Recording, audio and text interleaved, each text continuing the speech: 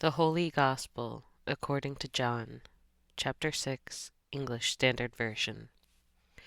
After this, Jesus went away to the other side of Galilee, which is the Sea of Tiberias. And a large crowd was following him, because they saw the signs that he was doing on the sick. Jesus went up on the mountain, and there he sat down with his disciples. Now the Passover, the feast of the Jews, was at hand. Lifting up his eyes then, and seeing that a large crowd was coming toward him, Jesus said to Philip, "Where are we to buy bread, so that these people may eat?" He said this to test him, for he himself knew what he would do. Philip answered him, 200 denarii worth of bread would not be enough for each of them to get a little. One of his disciples, Andrew, Simon Peter's brother, said to him, "There is a boy here who has 5 barley loaves and 2 fish, but what are they for so many?" Jesus said, "Have the people sit down." Now there was much grass in the place, so the men sat down, about 5,000 in number.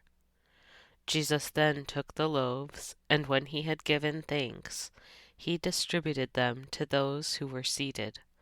So also the fish, as much as they wanted. And when they had eaten their fill, he told his disciples, "Gather up the leftover fragments, that nothing may be lost." So they gathered them up and filled 12 baskets with fragments from the 5 barley loaves left by those who had eaten. When the people saw the sign that he had done, they said, "This is indeed the prophet who is to come into the world." Perceiving then that they were about to come and take him by force to make him king, Jesus withdrew again to the mountain by himself. When evening came, his disciples went down to the sea, got into a boat, and started across the sea to Capernaum. It was now dark, and Jesus had not yet come to them. The sea became rough because a strong wind was blowing. When they had rowed about 3 or 4 miles, they saw Jesus walking on the sea and coming near the boat, and they were frightened. But he said to them, "It is I, do not be afraid." Then they were glad to take him into the boat, and immediately the boat was at the land to which they were going. On the next day the crowd that remained on the other side of the sea saw that there had been only one boat there, and that Jesus had not entered the boat with his disciples, but his disciples had gone away alone. Other boats from Tiberias came near the place where they had eaten the bread after the Lord had given thanks. So when the crowd saw that Jesus was not there, nor his disciples, they themselves got into the boats and went to Capernaum, seeking Jesus. When they found him on the other side of the sea, they said to him, "Rabbi, when did you come here?" Jesus answered them, "Truly, truly, I say to you, you are seeking me not because you saw signs, but because you ate your fill of the loaves. Do not work for the food that perishes, but for the food that endures to eternal life, which the Son of Man will give to you. For on him God the Father has set his seal." Then they said to him, "What must we do to be doing the works of God?" Jesus answered them, "This is the work of God, that you believe in him whom he has sent." So they said to him, "Then what sign do you do, that we may see and believe you? What work do you perform? Our fathers ate the manna in the wilderness, as it is written, He gave them bread from heaven to eat." Jesus then said to them, "Truly, truly, I say to you, it was not Moses who gave you the bread from heaven, but my Father gives you the true bread from heaven. For the bread of God is he who comes down from heaven and gives life to the world." They said to him, "Sir, give us this bread always." Jesus said to them, "I am the bread of life. Whoever comes to me shall not hunger, and whoever believes in me shall never thirst. But I said to you that you have seen me, and yet you do not believe. All that the Father gives me will come to me, and whoever comes to me I will never cast out. For I have come down from heaven, not to do my own will, but the will of him who sent me. And this is the will of him who sent me, that I should lose nothing of all that he has given me, but raise it up on the last day. For this is the will of my Father, that everyone who looks on the Son and believes in him should have eternal life, and I will raise him up on the last day." So the Jews grumbled about him, because he said, "I am the bread that came down from heaven." They said, "Is not this Jesus, the son of Joseph, whose father and mother we know?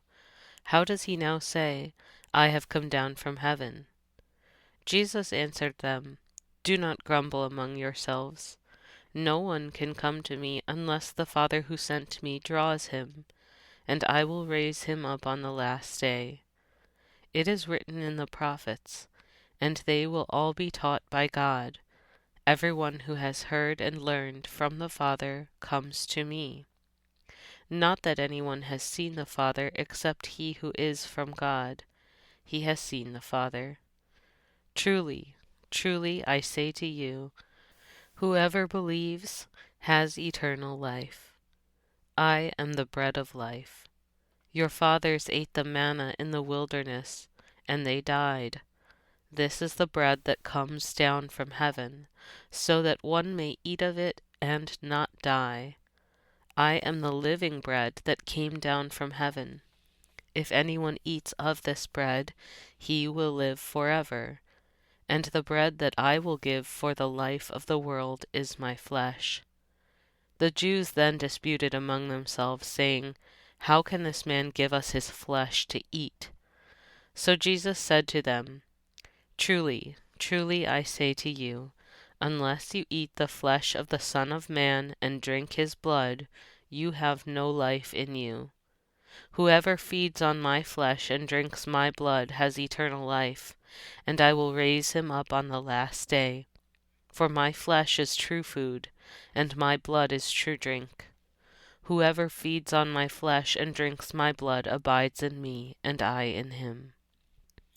As the living Father sent me, and I live because of the Father, so whoever feeds on me, he also will live because of me. This is the bread that came down from heaven, not like the bread the fathers ate and died. Whoever feeds on this bread will live forever." Jesus said these things in the synagogue as he taught at Capernaum.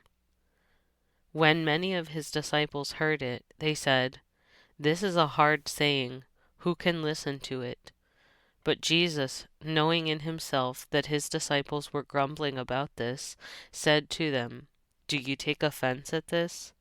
Then what if you were to see the Son of Man ascending to where he was before?